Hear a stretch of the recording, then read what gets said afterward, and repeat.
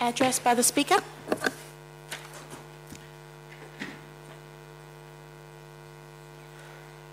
Honourable members, good morning to you and to all those other persons in the Council chamber at the Castle, Jamestown.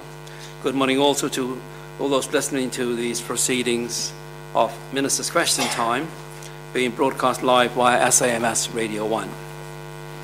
We focus today on the 8th Minister's Question Time. The topic chosen by councillors for this meeting is roads, policy and safety. In accordance with standing orders, the Chief Minister was made aware of the topic ahead of this meeting, and this morning, an hour before the start of Minister's Question Time, the questions submitted by councillors were forwarded to ministers. According to established practice, the order paper would be published on the SHG website this morning also. There are 6 questions on the order paper. As is usual, they have been listed in alphabetical order, but to be selected randomly for response. Up to an hour has been allocated for questions to be answered. On Saturday, 18th November, we welcomed back the Chief Minister from our annual JMC meeting in London and Councillor Brooks from PAC Business in Zambia, and the Reykjavik Global Forum 2023 that she attended in Iceland. Last Saturday saw the return of Minister Henry from the JMC. He attended with the Chief Minister and also meetings he had with various health officials in Gibraltar. Not present this morning is Councillor Midwinter. He represented St. Helena at a workshop in Kenya and is due to return today. The duration of Minister's Question Time, starting from the first question, is up to 1 hour. All of the questions are directed to Minister Alec, the Minister for Safety, Security and Home Affairs. I think I had neglected to say that Minister Sipiu is not here also. She's leaving today for a conference in Dubai. Thank you very much for that.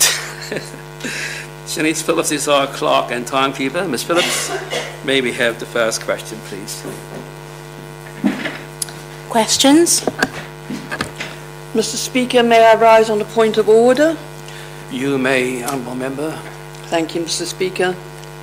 Mr. Speaker, I beg to move that Rule 5 and Rule 6 of Order 9 of Standing Orders be suspended for the duration of business today.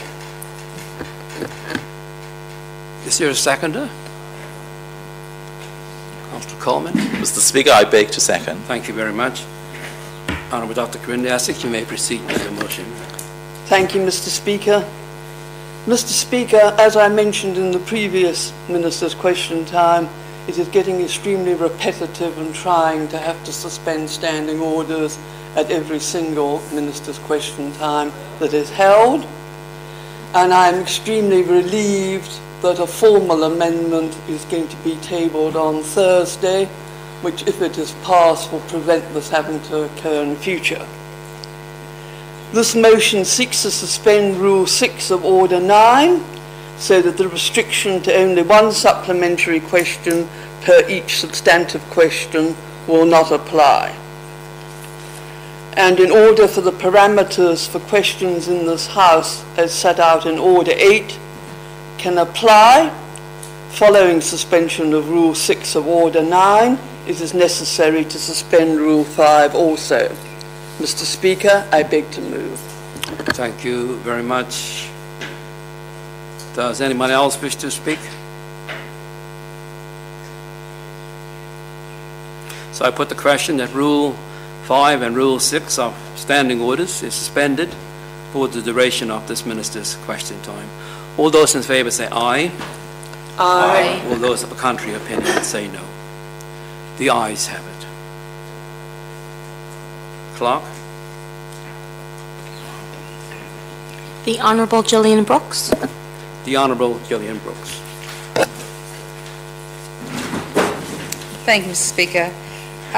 Will the Honourable Minister for Safety, Security and Home Affairs tell this Council how is the maintenance programme determined for the different categories of roads? Thank you. Honourable Minister for Safety, Security and Home Affairs. Thank you, Mr. Speaker. I'd like to thank my honourable colleague for a question. So I'll just go through this to fully explain. First of all, there are two categories of roads in St. Helena. These are government roads and non-government roads. Each of these categories are broken down further. So you have government roads, which is primary roads, secondary roads, and tertiary roads. And then you have non-government, which is district, which is on private, on Crown, and private, on private. And then you have community roads. So they are considered in three classes. The primary roads, these are roads which serve the main centers of population, the main industrial, commercial areas, and a ring road connecting the main roads on the island. Secondary roads are roads which serve the various communities distributed around the island, as well as areas of industry, commerce, and agriculture. And then you have tertiary roads, which is all other surface roads maintained by the government, and this will include roads provided as part of the service house plots. So, in a nutshell, we get a budget, and we have to prioritize what monies we have, and as everybody knows, the road section doesn't have a very big budget, it has a small budget, so we need to prioritize. And the roads that we are prioritizing is the primary roads and then the secondary roads. Those are the roads that need to be dealt with the small budget that we have. Thank you, Mr. Speaker. Thank you very much. Councillor Brooks. Thank you, Minister. Can I just ask if you could tell us what was the budget, or what is the budget for this year for maintenance? Honourable Minister. Thank you, Mr. Speaker. I just need to check on my thing because I did say it on an in-scope program not too long ago. It wasn't too much, but I just need to clarify, make sure I get the right figures for you. Take your time, Minister. In-scope program, sorry.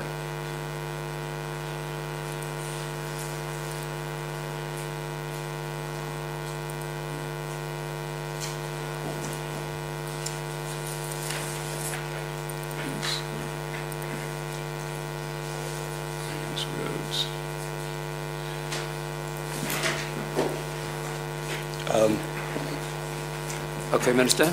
Yes, Mr. Speaker.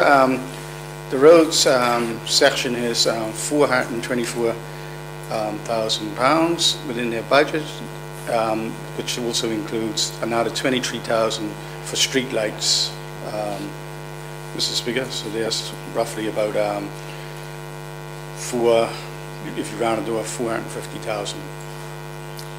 Thank you very much. Any further questions? Councillor Turner. Could the Honourable Minister explain how the maintenance budget is structured in terms of the usage? Is any thought given to the usage of the roads, i.e. how many people use it, what is the sort of the frequency of traffic flow over it, when considering which categories they fall into? Thank you, Honourable Minister. Yes, like I explained before, it's the main road. So, you know, if you go to you have to connect Jamestown to Half Tree Hollow, so people can get into that. So that's the main areas, and it's industry and so forth. Yeah. So when you look at what used to be called community roads or district roads, they would be very low on the program. Well, they're not on the program because there isn't sufficient money. The amount of money that is received can only do a certain amount of roads, maintenance of the roads. So over that, we have to prioritize between the primary and the secondary. And like I said, the primary roads are the main roads connecting and joining districts to each other, but also for the main facilities such as your hospital, your fuel station, your shops, and so forth. So that's how you're going to prioritize it. That's how it's being prioritized at the moment, because of the small amount of budget that we have for the roads. So the only two areas that we can deal with at the moment is the primary and secondary roads. We don't have any funding for community or district roads. And even with that, we only can do a certain amount for the year. Thank you very Which much, is a small Councillor amount. Thank you. Turner. Thank you, Mr. Speaker. So within that certain amount, is a greater priority then given to roads in more built-up areas such as Halftree Hollow, Jamestown, and less given to the rural areas? Minister? No, not exactly. We have a roads inspector who goes around and he grades the roads, right? So I think it's from 1 to 5 that he grades the roads, and then he tries to maintain that all the roads are at a certain level, yeah? So there's no priority or whether it's in the rural or in the town or wherever, as long as it's a primary road, because you have primary roads all around the island, but he will grade it, and depending on the grading, then he will fix or patch a particular road, depending on the necessity. Thank you very much. Councillor Dr. Kriminasics. Thank you, Mr. Speaker. How often are the condition surveys undertaken on the primary roads? Thank you. Honourable Minister. Thank you, Councillor Essex. When I spoke to the road section, I think it's a couple of weeks ago, they were saying this is done on a regular basis, so the roads inspector goes out on a weekly, monthly basis doing all these checks, and then he folds in his little graph, and they have to keep updating the roads as he goes along. Thank you. Thank you. Councillor Coleman. Thank you, Mr. Speaker. Can I just ask why there's no funding for community or district roads when these roads serve a lot of vulnerable people? Thank you. Honourable Minister.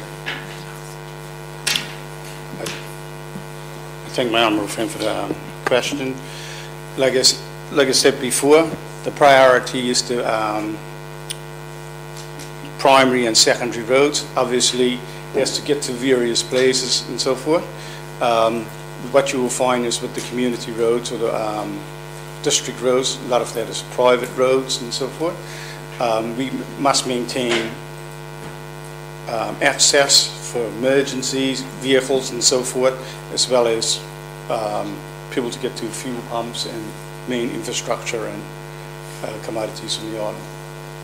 Like I said, this is a small budget, so we have to prioritize. And again, like I said before, the priorities are the primary roads and then the secondary roads. If there isn't sufficient money for secondary roads, we'll focus on the primary roads. Thank you. Yeah. Councillor Brooks. Just one short question, Minister. You mentioned that the budget was like 400,000 plus, yeah? But is that for the entire, that includes salaries and everything, not just maintenance? Am I correct in thinking that? Thank you Yes. very much. Honourable Minister. Thank you.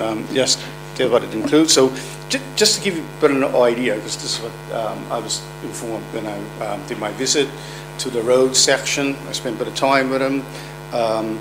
So the maintenance really is you're looking at 115 kilometers, 72 miles of road that they can maintain. So that's because it was a small budget. They can't do anything more than that. We have been discussing various innovative ideas and so forth. I probably could come on to that later, but just to answer your question, you know, it's only 115 kilometers of road that can be done, so it's only a small budget, 450. Thank you. Any further questions? Councillor Schroer. Thank you, Mr. Speaker. Would the Honourable Minister just be able to clarify something for me? When you mentioned tertiary roads, you said it included house plots. Did you mean all house plots, or did you mean just the CDA plots, where the government's constructed the CDAs? Thank you. Honourable Minister. Thank my honourable friend for that question. No, not all house plots, it's only like the CDA, as you just said. Thank you. Thank you very much. Councillor Turner.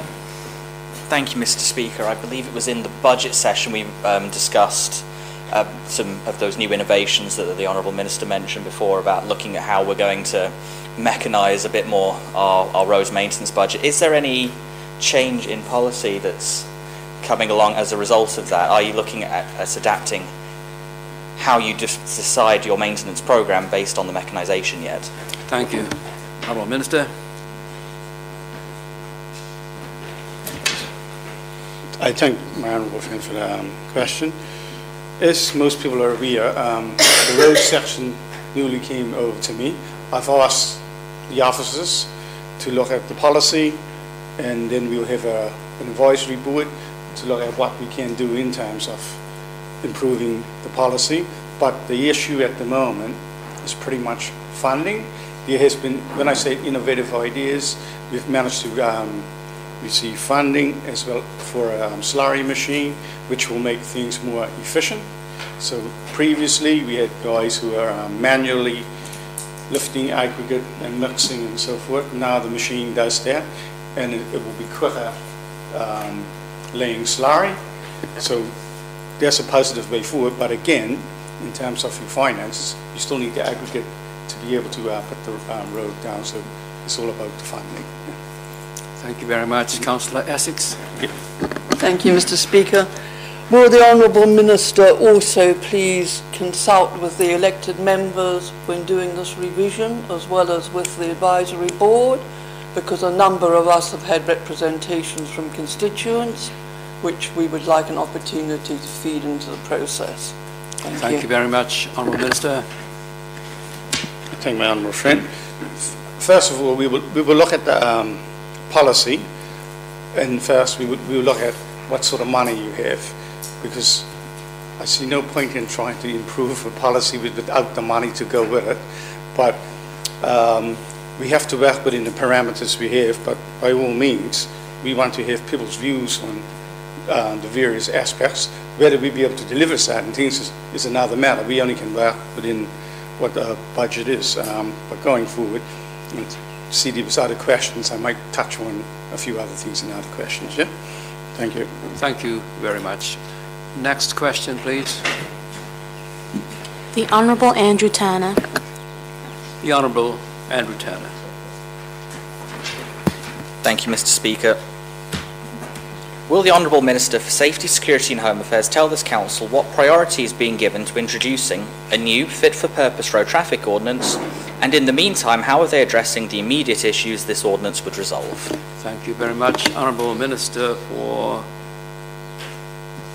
Safety, Security and Home Affairs. Thank you, Mr. Speaker. I thank my honourable friend for his question. The road traffic ordinance is a high priority for safety, security and home affairs. It is also a priority for the government, but not a top priority, as there are issues that are of a higher priority for the government, such as the immigration ordinance. I can speak from the safety, security and home affairs area. If it is the will of the government to make the road traffic ordinance the highest priority, then I will reprioritise to fit in with the priorities of the government. But also, in your question, you state both the other areas that need immediate addressing. We are addressing immediate issues such as public service vehicles, which I gave commitment in InfoLegco. Unfortunately, due to staffing constraints within the public service, these matters are taking time to conclude. But on the side of safety, security and home affairs, we have finished what we needed to finish in terms of policies and so forth. So the portfolio is finished. We're just waiting in certain areas because of constraints. Certain matters can't be taken forward until constraints are addressed. Thank you very much, Councillor Turner. Does the Honourable Minister have any estimates as to the timeline for completing either the new road traffic ordinance or the immediate issues surrounding the safety of public service vehicles? Thank you very much. Honourable Minister. I thank my honourable friend for his question. No, I don't have any real control over it. All I know is in terms of certain aspects, we've completed our part, but once the public service resolve their constraint issues, then only they can come back and tell me, give me time frames and when they'll be able to sort it out. But outside of that, we have completed what we needed to complete. It's just a matter of the public service fulfilling the constraints. Thank you very much. Honourable Andrew Turner. Thank you, Mr. Speaker. Perhaps then the Honourable Minister could at least enlighten us as to what state the road traffic ordinance is in. Do we have a draft version that's finished within the portfolio, or are we still looking at blank sheets of paper? What sort of status is this ordinance in? Thank you very much. Honourable Minister. In terms of the road traffic ordinance, it's still being reviewed. I did some discussions with the Attorney General's office concerning the matter. They have certain views on the road traffic ordinance, so until I get all the feedback in relation to that, I can then give a proper appraisal of it. Thank you, Mr. Speaker. Thank you very much. Councillor Turner. Well, although then by the sounds of it, the road traffic ordinance is still very much in limbo, what planning, if any, is your portfolio doing to ensure that when we do potentially, eventually, get a new road traffic ordinance, they're adequately resourced to enforce it effectively? Resource. Thank you very much. Honourable Minister. In respect of the road traffic ordinance, some may be aware, I think some press releases came out in respect of it. I saw it in my budget press release as well. But in terms of the enforcement, that's a matter for the police, and the police is being dealt with by the governor, not by Safety, Security and Home Affairs Minister. Thank you very much. Honourable Councillor Turner. Just forgive me, Mr. Speaker, I assume the Minister still set the budget. That was a comment you wanted to make, is it? Thank you very much. Are you able to respond, Minister? Just to say, Mr. Speaker, we do set the budget, but we don't run operational policing. We shouldn't have any control of operational policing. That's a matter for the governor and the chief of police. Thank you, Mr. Speaker. Thank you very much for that explanation, Councillor Turner. It seems the Minister perhaps misunderstood my initial supplementary question there. I asked what the portfolio was doing to ensure they were adequately resourced. So are you essentially putting up the money to ensure that a new road traffic ordinance can be enforced effectively? Thank you very much. I think I understand. Honourable Minister. I'm getting a bit confused here, Mr. Speaker. As far as I'm aware, we have staff within our portfolio. Whether other areas don't have the resources to be able to deal with the road traffic ordinance, I don't know, Mr. Speaker. But what I know is that we will review it, we will put our policy forward, our recommendations and so forth forward. It is then for the public service to deal with it from there, Mr. Speaker. We will set the policy direction. That's what we're here to do, Mr. Speaker. Okay, thank you very much. Are there any further questions on this particular question? No. Next question, please. The Honourable Ronald Coleman. The Honourable Ronald Coleman. Thank you, Mr. Speaker. Will the Honourable Minister for Safety, Security and Home Affairs tell this Council, do SHG have a roads policy for our roads, Arden roads, and its safety, and when was it first implemented? Thank you very much. Honourable Minister for Safety, Security and Home Affairs. Thank you, Mr. Speaker. I thank my honourable friend for his question. Yes, there is a roads policy in place. The policy is currently due up for review, and I've asked officers to adjust the policy to reflect the ministerial system, but also to publish the policy once completed and approved by my advisory board. And just to add, we did discuss the policy on Sam's radio, and coverage was given in the Sentinel, but I do understand that it's not actually on the website, so we need to put that out there so it's open and transparent for everybody to see. As far as I'm aware, the current roads policy was approved in April 2021. I think prior to that, it was a roads policy back to 2013. I'm not sure prior to that. But that's far as I'm aware. So there is a policy. Thank you, Mr. Speaker. Thank you very much, Councillor Coleman. Thank you, Mr. Speaker. Just to ask, do the policy cover all the roads mentioned? Thank you very much, Honourable Minister. Thank you, Mr. Speaker. Everything I've mentioned before, the roads that I've mentioned before, is actually from the policy. Thank you very much, Councillor Essex. Thank you, Mr. Speaker. once again, I would ask the same question. Are the policies, and I will speak here in relation to this one and the one, any others that we are going to be touching on today, that are being revised and reviewed, going to be brought to all elected members so that they can make a contribution towards the content of that policy, or those policies, and that it will not just be the officials on the advisory boards who are making such an input. Thank you very much, Honourable Minister. Thank you, Mr. Speaker. I thank my honourable friend for the question. Like I said previously, we look at the policy, we adjust it. I have no problems bringing it to elected members to look at the policy. If it's going to make it better, then it makes it better. Like I'm saying, we have to work within certain parameters and within our budget. So members will see the policy, the public will see the policy eventually, but whatever feedback they want to give in, I'm pretty much open to any feedback. Thank you very much. Honourable Chief Minister, you want to comment? Yes, thank you, Mr. Speaker. I think it's just that I want to reassure the elected members or the councillors that anything that is of national importance, which roads is, then we obviously would like to share that with the whole 12 of us. It's generally policies that are more portfolio-led, if I can put it that way, is the ones that we would take the decisions on at advisory board without probably coming out to the wider council. But when we talk about roads, immigration, all those type of things, it's of national importance. So we would obviously share it with the 12, if I can put it that way. Thank you. Thank you very much for clarifying that. Councillor Essex.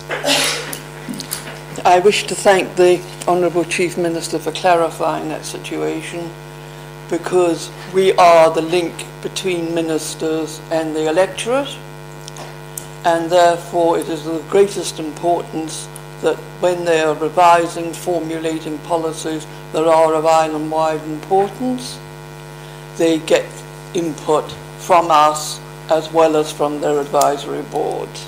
Thank you. Thank you very much. Any further questions? Councillor Thrower. Thank you, Mr. Speaker.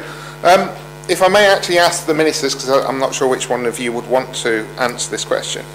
Do you think it's the slightly outdated policy or the lack of budget that's having the biggest detrimental effect to the island's roads? Honourable Minister for Safety, Security and Home Affairs, first of all. Thank you, Mr. Speaker. I thank my honourable friend for his question. Well, quite clearly, it's the budget. I was going to touch on this in another question, but you know, it's not all doom and gloom. We have submitted a business case under the EDIP pipeline projects for upgrading roads, funding for upgrading roads in the sum of £6 million. So hopefully, should we get that sort of money, we can also look at other things as well, such as district and community roads, which will hopefully improve the whole situation on St. Helena in terms of roads. Thank you. Thank you very much. Councillor Thrower, do beg your pardon. Thank you, Mr. Speaker. Just for clarity for the listening public, could the Minister please state how much money is raised by road tax versus the £424,000 we currently spend on roads? Thank you very much. Honourable Minister, are you able to answer this? Thank you, Mr. Speaker. Not particularly in terms of how much road tax we make and so forth, but that usually goes into the central pot and then is distributed. But so I don't have the exact figure as to, we can find out how much is raised in road tax, but that doesn't go back into the roads. So unfortunately. Thank you very much for that. Thank you. Any other ministers wish to assist? No? And next question, please. The Honourable Carl Thrower. The Honourable Carl Thrower. Thank you, Mr. Speaker. Will the Honourable Minister for Safety, Security and Home Affairs tell this Council, is there a threshold number of properties served by a community road that triggers the adaptation into SHG's maintained road network? Thank you very much. Honourable Minister for Safety, Security and Home Affairs. Thank you, Mr. Speaker. I thank my honourable friend for his question. So I'll just give you a background on this first, because I think you're trying to talk about something else. Under the roads policy, right, the district road is defined as one serving 6 or more occupied properties. The road may have previously received funds under the community and district roads program.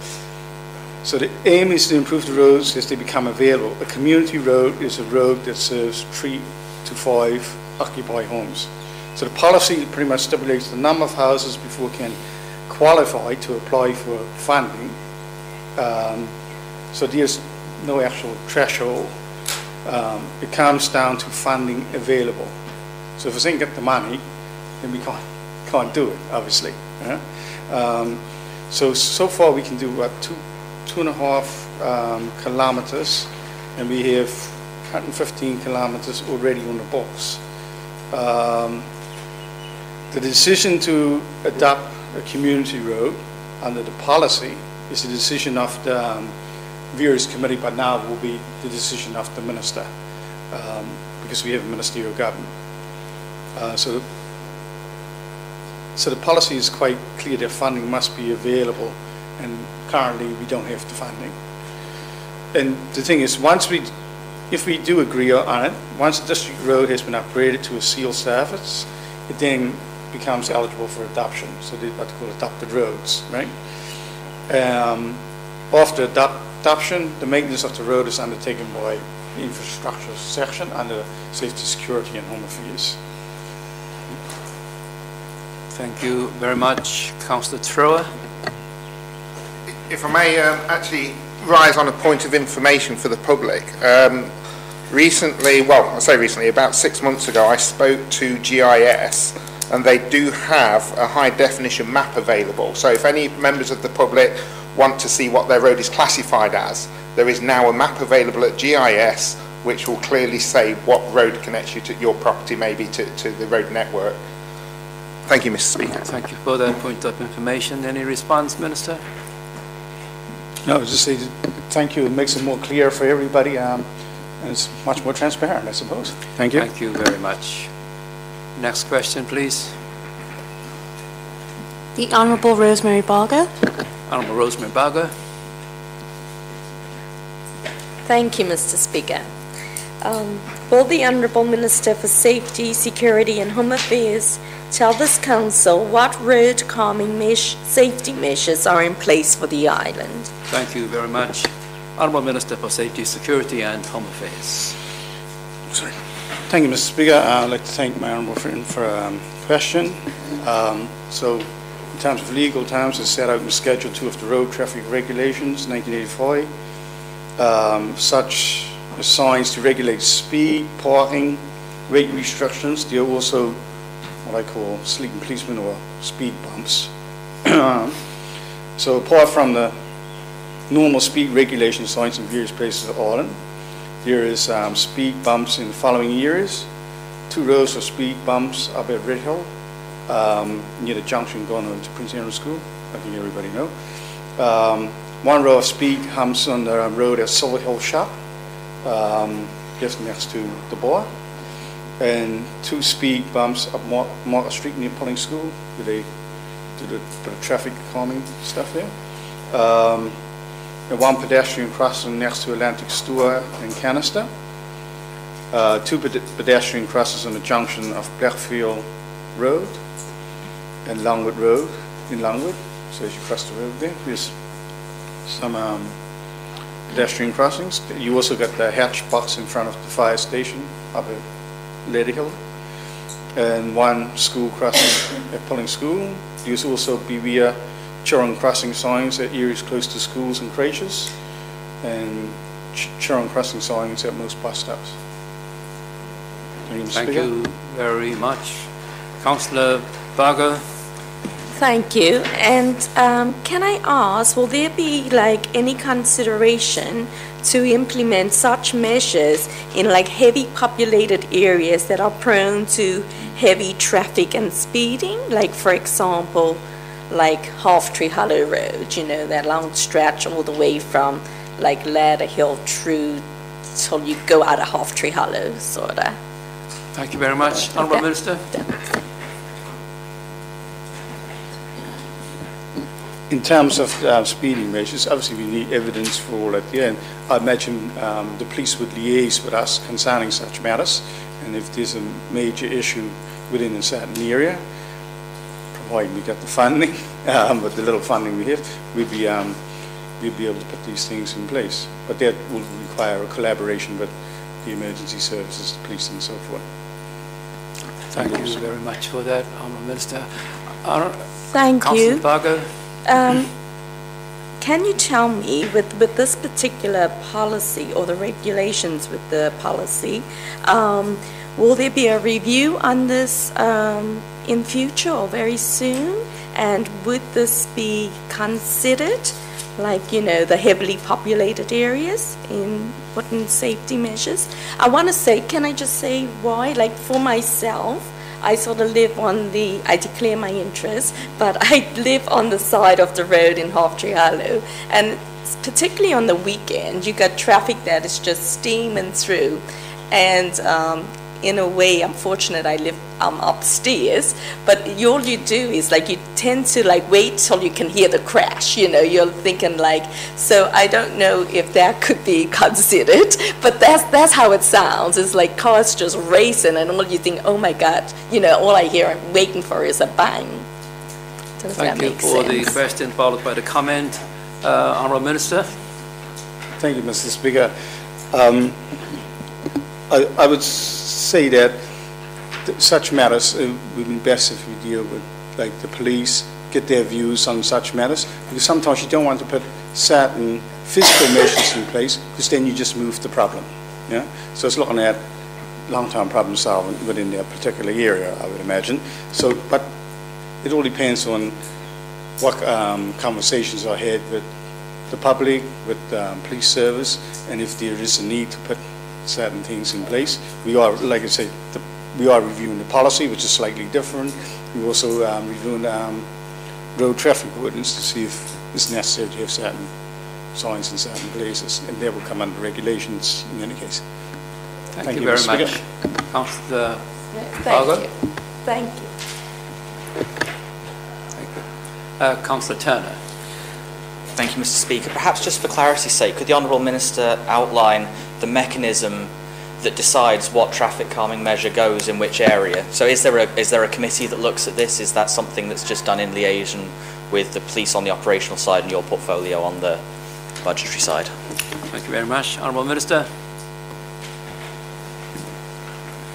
So like I said, the road section only came over to me recently, so we need to look at the way forward on how we're going to implement certain things, and that should come under the policy. Obviously, within safety, security, and home affairs, people will talk. Likewise, the police will have a connection because of the road traffic side of it, and they will discuss various things with us in any case. If there are issues raised, then they can come to an advisory board where we can make quick decisions as opposed to sitting down. We don't have a committee system anymore. We really need to make quick decisions on certain matters. Can we do it? We can't do it. But obviously, when I have my advisory board, I can discuss those things and come up with certain ideas on the way forward on how we can implement certain things in terms of the road traffic calming measures. Thank you very much. Councillor Thrower. Thank you, Mr. Speaker. And I'm sorry if this question is going to be quite long, so I'd ask for a little bit of time on this one. So, regarding funding for, road calming and safety, do we think about getting funding from other sources? And I'll give you two examples of what I'm thinking of.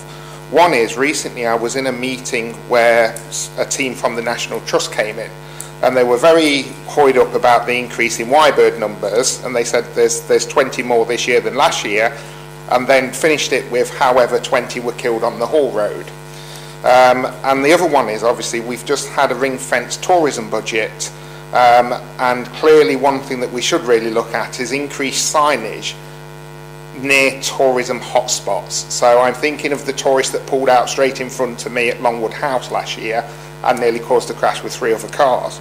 So do we consider funding from other sources other than just from the roads budget when we look at road safety? Thank you very much. The question is funding from other sources. Thank you very much. Honourable Minister. Thank you, Mr. Speaker. Yes, thank you, Honourable Friend, for that question. Yes, we do look at other alternative sources. As you probably noticed from my previous budget speech, the number of areas that we go to, such as CSSF, Home Office, MCA, all areas. So because we don't have a massive budget, we're always trying to look elsewhere where we can find money. And as you can see, under our portfolio, the various areas only have very small budgets. So we have to be more innovative in how we can find money. And we're always looking. But if you know of people out there who are interested, like National Trust, let them come our way. We're interested in basically forming relationships with people so that we can have additional money to be able to have signs and so forth erected, because we're struggling at the moment, as you can see from the budgets, in trying to actually achieve and deliver what we want to deliver. So yes, anything that's going, we are willing to accept. Thank you. Thank you very much. Any further questions? No. I've been told that we're doing very well for time, and there's only one question left now. Can we hear that question, please? The Honourable Dr. Corinda Essex. The Honourable Dr. Corinda Essex. Thank you, Mr. Speaker. Mr. Speaker, before I read my question, on a point of information, I would just like to state that I am aware that my colleagues have basically already asked my question through supplementary questions, and therefore I do not expect the Minister to repeat all that he has said already. However, I do have questions that I want to probe concerning funding, and also with regard to the second part of my question in relation to whether any changes in policy are foreseen. So I will now read my question. Thank you very much. Will the Honourable Minister for Safety, Security and Home Affairs tell this Council what provision currently exists for the St Helena Government to contribute to the upkeep of district and community roads, and if any change in policy is foreseen? Okay, thank you very much. Honourable Minister for Safety, Security and Home Affairs.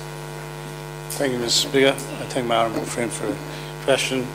Sorry that a lot of people ask the questions and they don't answer certain parts of it, but in a nutshell, there's pretty much no at this moment, but the policy actually indicated their funding may be available in the annual budget allocated to infrastructure, but as you know, this ain't guaranteed. It's dependent on priorities in the budget, and obviously if you've got a small budget, we probably can't do the community roads. You know, and due to all the reprioritizations, we can't afford to actually fund that. But like I said before, the policy might remain pretty much the same to be able to accommodate the community and district roads, and hopefully if we get the funding for the 6 million under the EDIP project, and then you get the recurrent budget, we can then look at the recurrent budget and then reprioritize the whole thing. And if you get 6 million here, and with our, so I wanted to bring this up as well, the slurry, more efficient slurry machine, we probably will get more done with less money. So hopefully we'll be able to address the community and district roads, because I know there's a lot of people out there concerned about the community district roads. I think most people are concerned about the roads in general, but you know, I take my hat off to the road section, because they're actually out there trying to make do with what little they have. They've got innovative ideas, and they're really very efficient to the point that they're taking the what they call the millings off the road and then using that to fill potholes and so forth. Likewise, I know Ms. Essex say about their community and district roads and the non-adapted roads. So I'll give you an example. When we had the thing with the chevening at the dump. So what they did was there's a lot of holes in the roads out there. So they took the old rubbish stuff and filled the potholes with it and flattened it off. So to just make, this is stuff that need to be thrown away. So they're in the spirit of reusing things. So recycle, reuse, they're making best use of it. You know, normally you would throw this stuff away. So we're trying to make every pound count. So that's my answer for you, Ms. Essex. We'll do our best. Thank you. Thank you very much. Councillor Essex. Mr. Speaker, will the Honourable Minister elaborate a bit about the EDIP bid? Is this something that's not been discussed with us previously in any detail? EDIP bid. Thank you very much. Honourable Minister. Thank you, Mr. Speaker. I'd like to say it hasn't been discussed with you in detail, but more to the point, it hasn't been discussed with me in detail. It's what I saw in the EDIP projects coming forward. Like I said, the road section only came over to me, so they haven't had the time to actually brief me up on the EDIP, because that goes through the EDIP program in any case. So the briefing you had with everybody on the EDIP project is the same what I would have had. Yeah? But the whole intention is, we know the roads is critical national infrastructure, so we need to do our roads if we want to progress our island. So pretty much, for us, I know at the moment, it's £6 million, and then we have to decide what exactly we're going to do with this amount of money. And at the moment, things look to be going quite good in terms of how efficient and effective the road section are at the moment.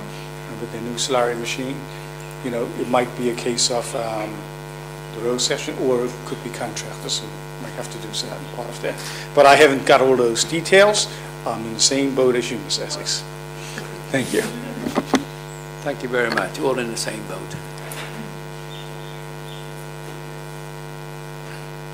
Well then, honourable members. Oh, I do beg your pardon, Councillor Essex. Question from you. Thank you, Mr. Speaker. When is it anticipated that the slurry machine will become fully operational? Thank you very much. Honourable Minister. Thank you, Mr. Speaker.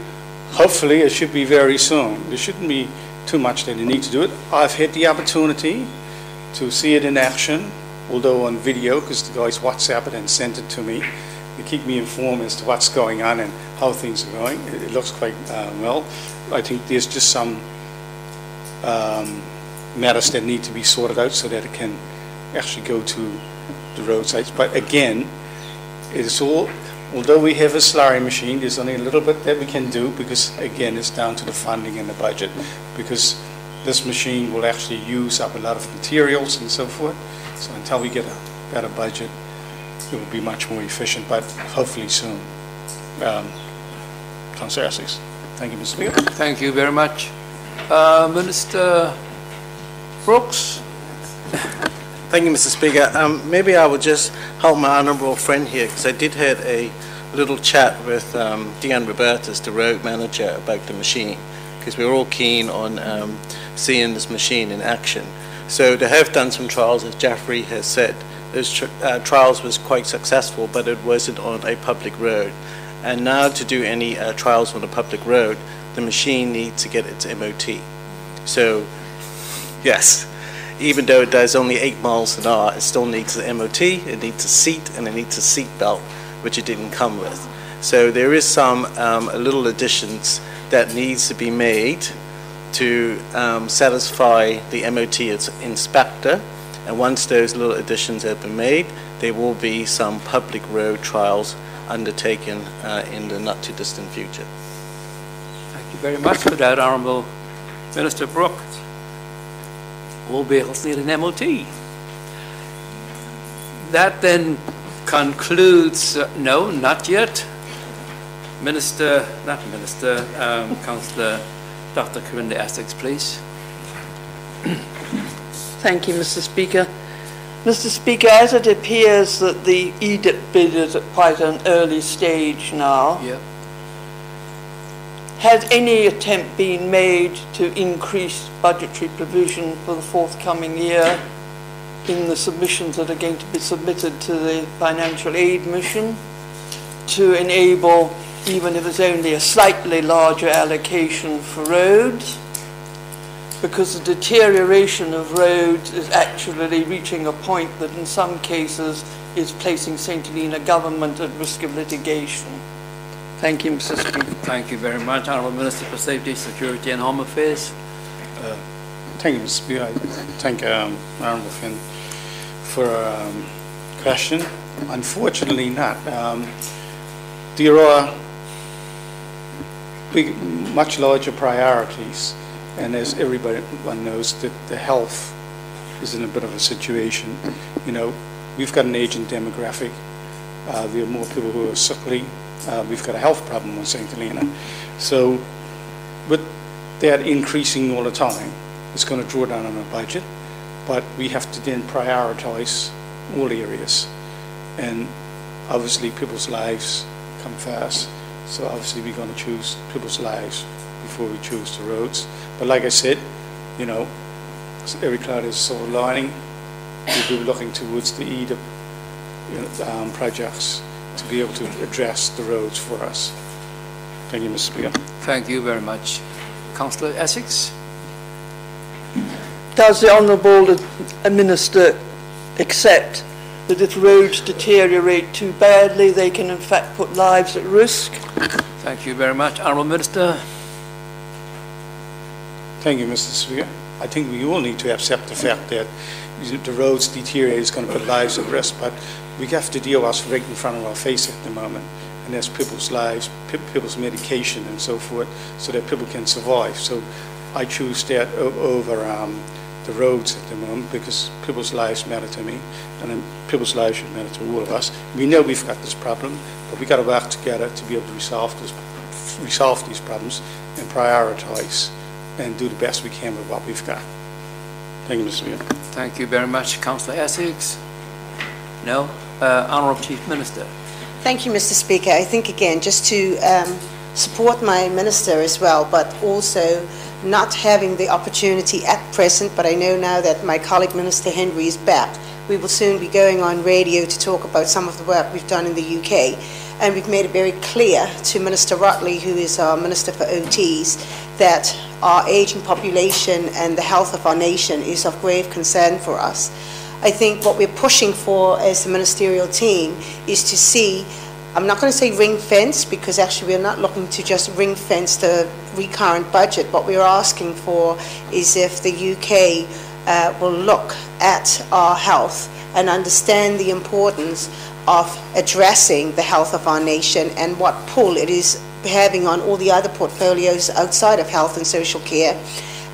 So things like roads, like we were talking about today, can become more of a priority. It is a priority, but it's not the priority of the priorities, if I can put it that way, so that we can obviously share the recurrent budget out more effectively to all the other portfolios, because at the moment, as Minister Alec has just said, we all are very conscious of our health and social care, because it is the health of our people, and we can't get away with that. So all I would ask all elected members, and as I said, they all know that I was waiting on the return of Martin, so we don't have to go over the same thing over and over to talk about the detail, but because of the questioning today, I think it is important to note that both Minister Henry and I have fought really hard for St. Helena to be recognised, and we'll do that at FAM as well. The need to provide additional budget, if we can, to address some of the health issues, so that our recurrent budget can look at things like roads, and I don't want to be held to that, because we're still fighting for that. That's no budget has been given at the moment, but that has been soundly placed on the table for Minister Rotley, who is our Minister for the OTs. Thank you. Thank you very much for that, Honourable Chief Minister. Minister Henry, or is it Minister Brooks? Yes, thank you, Mr. Speaker, and maybe I will just try and support my honourable friend, Minister Alec, as roads used to be under used to be under Treasury Infrastructure and Sustainable Development, And I do know with the question around safety that Dr. Essex asked, that when the road inspector goes out on his monthly inspection to inspect the conditions of the road, safety is one of his inspections. So he don't just look at the fabric of the road and the potholes, he also look at the safety aspect of the road. And if there is a safety concern, this is scored very high in the priority. So it does get dealt with and looked at on a monthly basis, as well as the fabric of the road. Thank you. Thank you very much. Councillor Thrower. Thank you, Mr. Speaker. May I just ask, once again, the ministerial team or the government, if actually it's not simply a choice of health or roads, why don't we simply prioritise ensuring that the public service, which wastes hundreds of thousands of pounds a year, is held more accountable so that we can use those hundreds of thousands of pounds more on frontline services? That was a comment, was it, Honourable? No, it was a question. Why would they see?